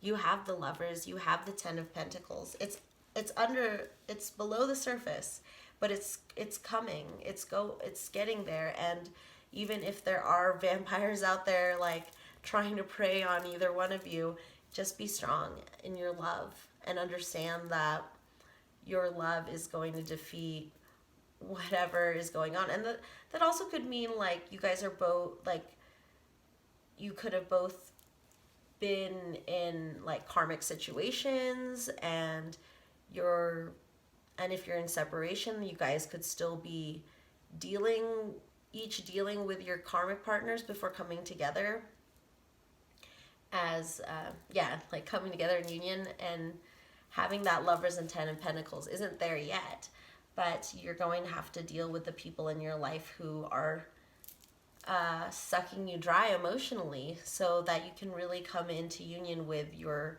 person if you are in separation from them.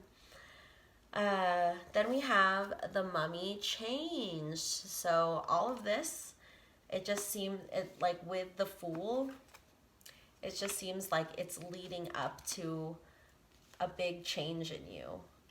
Like what I'm getting also just kind of like a resurrection, and being preserved even after death. So maybe you did have to cut ties with another partner before you could get together with this partner, and again, going back to the emotional vampires and the people who are judging you, maybe you had to cut ties with them to be with this person, and just create just such a big change for you guys. And this moon seems very significant. There's a moon here too, and I feel like as the moon phases change, you are changing too. If you're watching this at the time of posting it, we just had a full moon the other day. So I'm feeling that the moon is also affecting your relationship. The moon definitely affects my relationship with my husband, and I I can tell his moods like change. Again, that change idea with the moon, and my emotions change, and that maybe that is also affecting your relationship, is these moon phases. So look into that as well.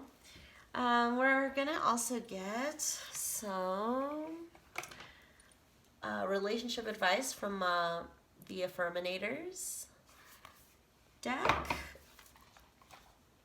And I love these cards, and they have such great relationship advice. So, alright, could you pile 3? Some advice for pile 3's relationship.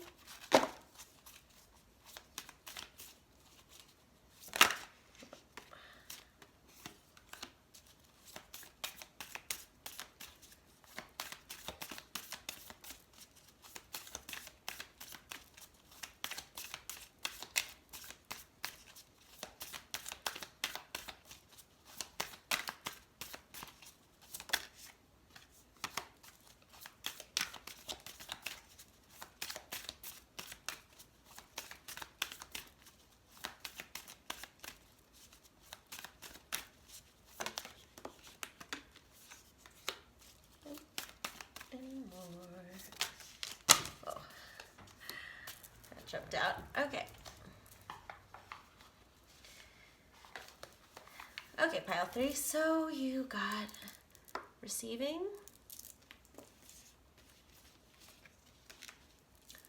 wholeness, resilience, and loyalty. Okay, so let's look at receiving. I open up and allow myself to receive love in all ways, from all directions. It may seem scary, but it's better than receiving audits, bed bugs, or hate mail. I receive love, and it feels so good that I decide to receive it some more, and then some more, and maybe just a wee bit more.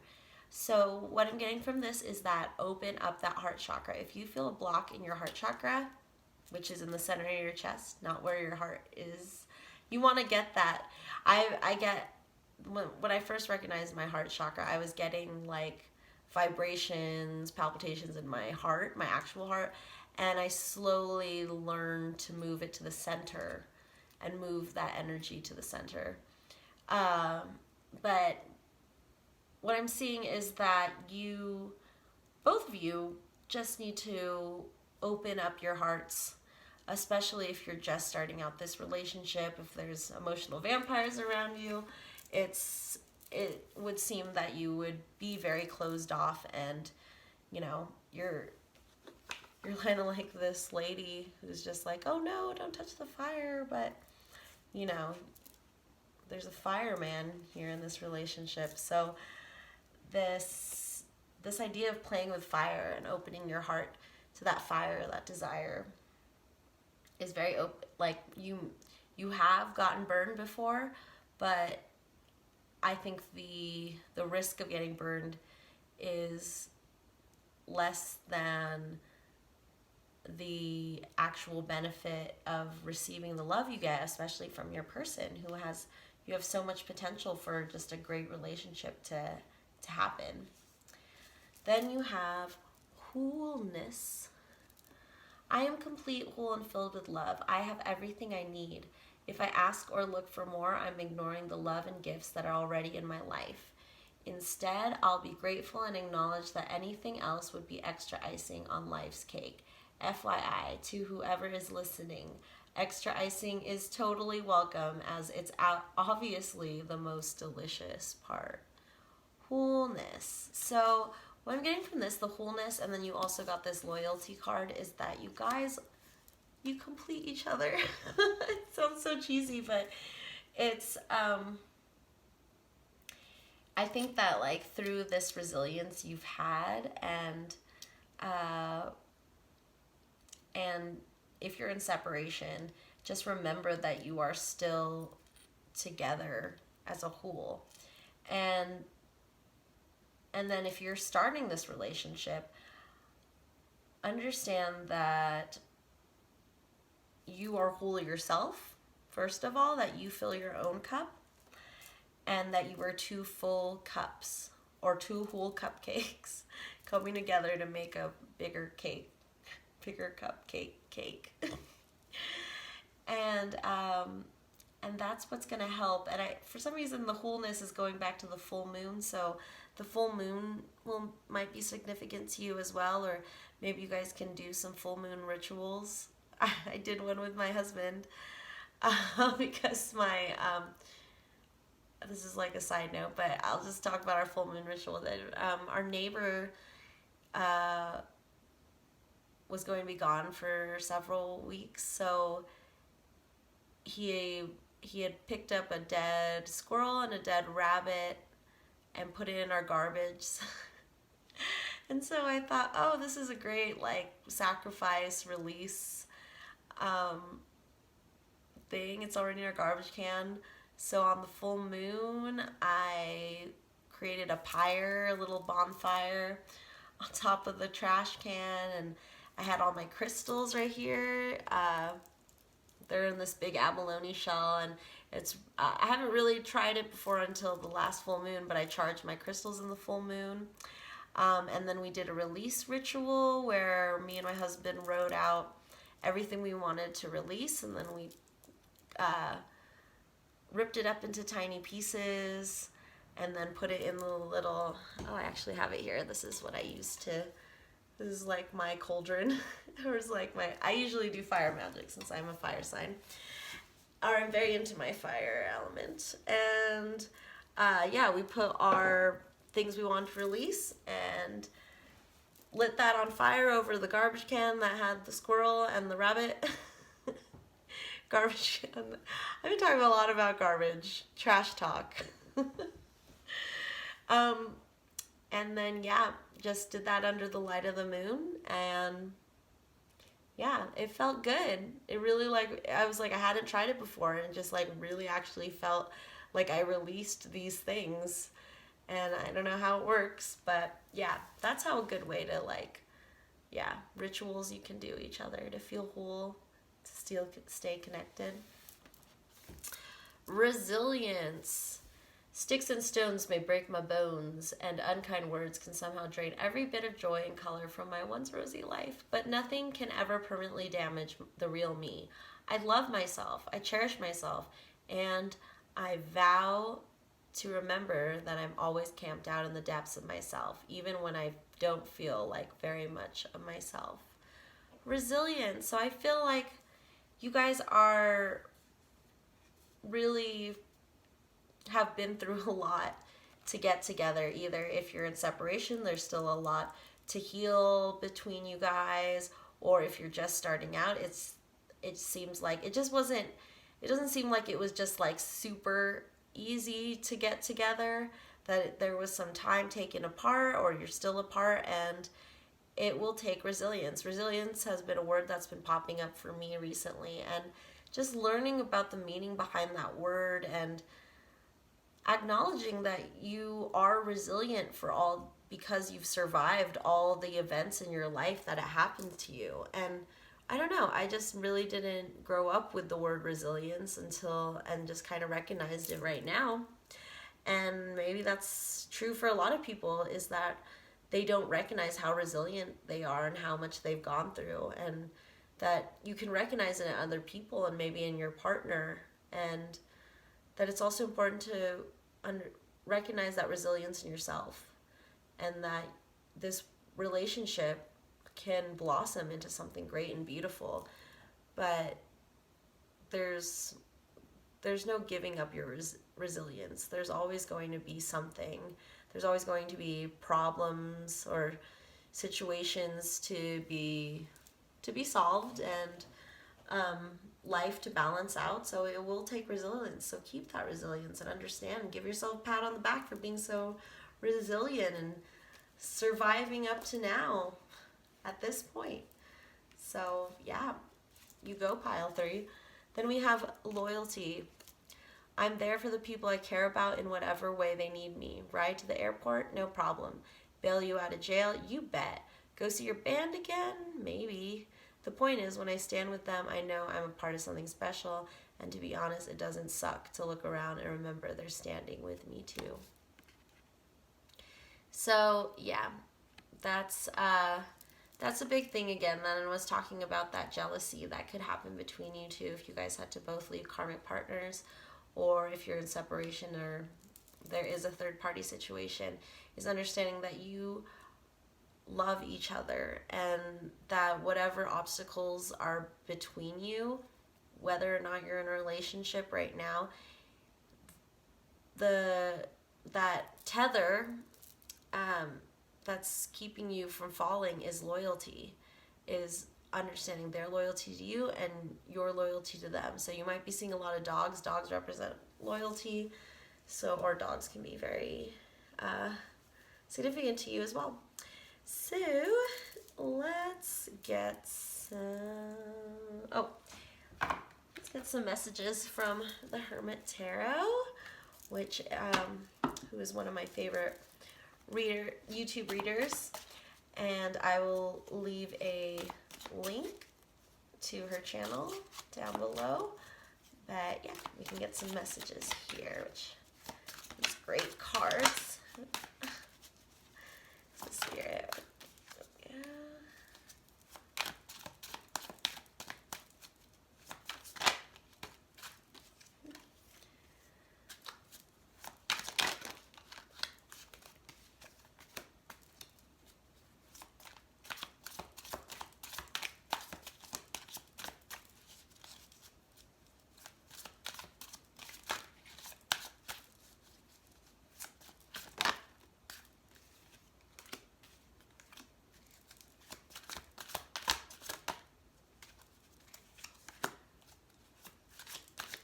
Oh, that's what happens when I ask for one more. I feel like I've seen that a lot in other tarot videos where the reader will like ask for one more and it's like, no. And I think too, whenever I ask for just one more, it's like, don't ask for how many. I would do anything for you. Bottom of the deck energy. So yeah, a lot of desire for you. This fiery person has desire for you. And we see that with let me have you. I want you. I don't want to lose you. And you make my heart full. So like there is definitely like a lot of love for you, and that's clarifying why you got the Lover's card. And you also got I'm ready, which is 0, which is the Fool. Fool is also 0.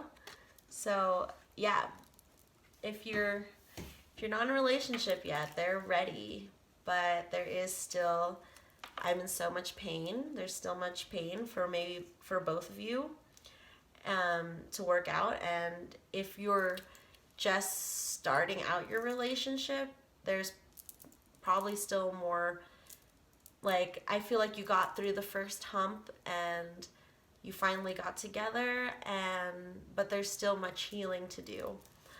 I'm too afraid to talk. So this is totally true for people who are in separation, that your person will probably need some more time to figure out their feelings or figure out their karmic situation.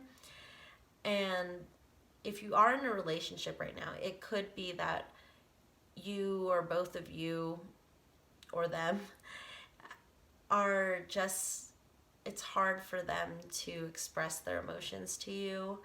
And there is a big fear of talking about the relationship, and maybe it was super hard to get into the relationship and they thought like, okay, once we're in the relationship, everything's going to be fine and I don't have to talk about my emotions. I don't have to deal with anything. I just thought everything's going to be perfect. But a relationship takes work all the time. Even after the honeymoon phase, especially after the honeymoon phase, because then you're like, oh, okay, I'm in it to win it now. It's not all rainbows and butterflies. It's compromise.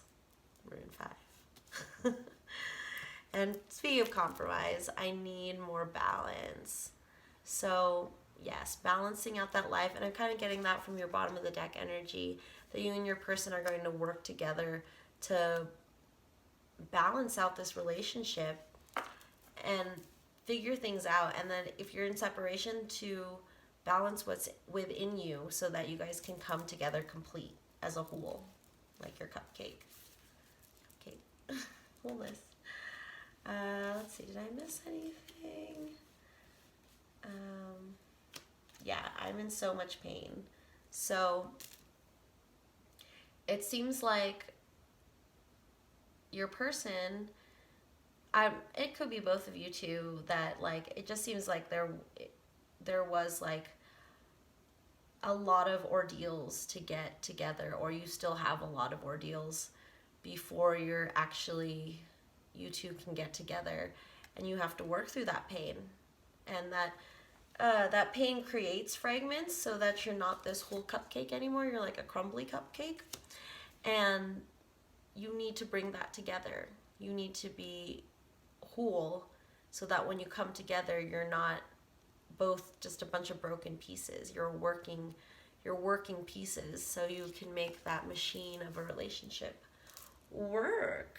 So let's get some divination books.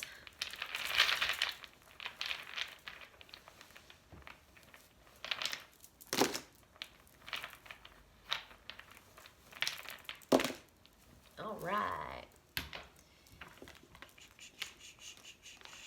Okay, so we got an L, a xylophone, a W. Oh, we got W. 2W. WW dot something. That's the first pile. Got 2 W's here, and then when I get the stamps and charms, they got another W, so I got WWW. Of all the readings since this one, I've never really gotten W's, but yeah, the 2 out of 3 readings in this video gone double W's. Oh my gosh, so a W confusion. Number 7, one of my favorite 1-digit number. The ladybug, lucky ladybug. I also just, ladybugs remind me of just like little kids, because they love ladybugs are just so fun and gentle, and I think your relationship's at that ladybug stage, still new, but it has potential to grow, just like this tree. Got the tree, and you also got the pineapple. Let's see if that's significant for you. I'm just seeing tropical things, and maybe just like, for some, I'm seeing like a pineapple drink. That, yeah, and just seems like you guys just, you guys can be yourselves around each other. You can be your own pineapple. Okay, so let's get some charms and stamps. Okay. All right, we got this tiny broom. So what I'm getting from this is just cleaning house, mentally cleaning house as you're starting this relationship, or you're starting towards this relationship, is clean out that clutter in your mind, the negative energy, and figuring out that cleansing your chakras, protecting yourself energetically, as we were talking about those vampires around you guys. So yeah, clean it up, guys. Clean up that mind of yours. So then we also have this red bracelet with the evil eye protector hand. So this is a protection bracelet. So finding things with this like little evil eye bead could also be helpful from like protecting you from psychic attack and negative energy. Oh, we got this little house. So yeah, building that foundation. The 10 of Pentacles is also about like building that material world, and I feel like for a lot of you, this relationship is just materializing and becoming the foundation. See, this house doesn't have a roof yet, so you're just building that like base for your relationship. Or if you're not in separation, you're getting there. You're getting towards that. Just keep doing your inner work. We've got a T,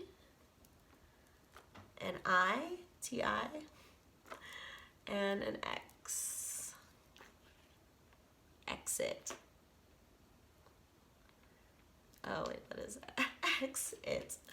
Well, I will exit with that in mind. But yeah, pile 3. Thank you for stopping by at Reading Rainbows, and I'll see you next time. Bye bye.